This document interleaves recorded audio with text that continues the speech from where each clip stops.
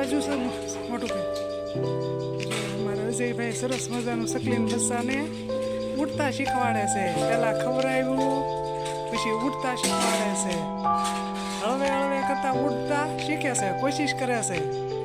સરસ મજાનું બચ્ચું આજ તો ઘણું મોટું થઈ ગયું છે, ઘણું ઉડતા શીખી ગયું. એટલે આપણને જોઈને આમાં બહુ આનંદ થાય, કારણ કે અમારા અજયભાઈને પક્ષી બહુ વાલા છે, પક્ષી પ્રેમી છે. અમારે હિનાને બહુ પક્ષીવાલા, અજયભાઈને પક્ષી બહુ વાલા, એટલે કાયમ એ પક્ષીની સેવા કર્યા કરે. સરસ બધા અમારા અજયભાઈ આંટો મારવા આવ્યા છે અને આ બચ્ચા દેખી ગયો એટલે એને આમ પક્ષીનો બહુ પ્રેમ. એટલે સરસ મજાનું આપણા ફળિયામાં જો ઝાડવા ઘણા બધા છે, એટલે પક્ષી આમ કેટલા બધા આવે છે. કારણ કે લીંબુડી છે, જો લીંબુડી ઉપર છે ને કાંટા હોય એટલે એને બેહવાની બહુ મજા આવે.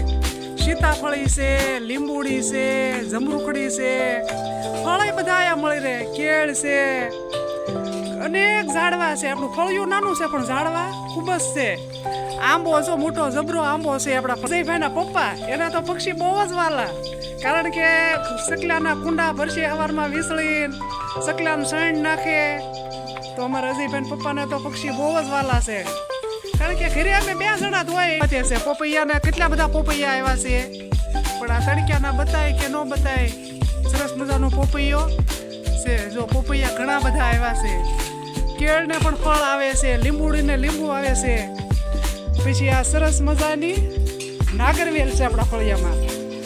જો નાગરવેલ છે, ઘણા બધા આપણા ફળિયામાં ઝાડવા છે. આ પાત્રાનું જે પણ ઝાડ છે. તો સરસ મજાના આપણા ફળિયામાં ઘણા બધા ઝાડવા છે અને પક્ષી પણ ઘણા બધા આવે છે.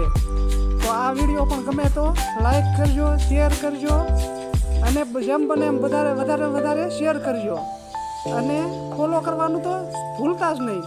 તો સબસ્ક્રાઇબ કરજો.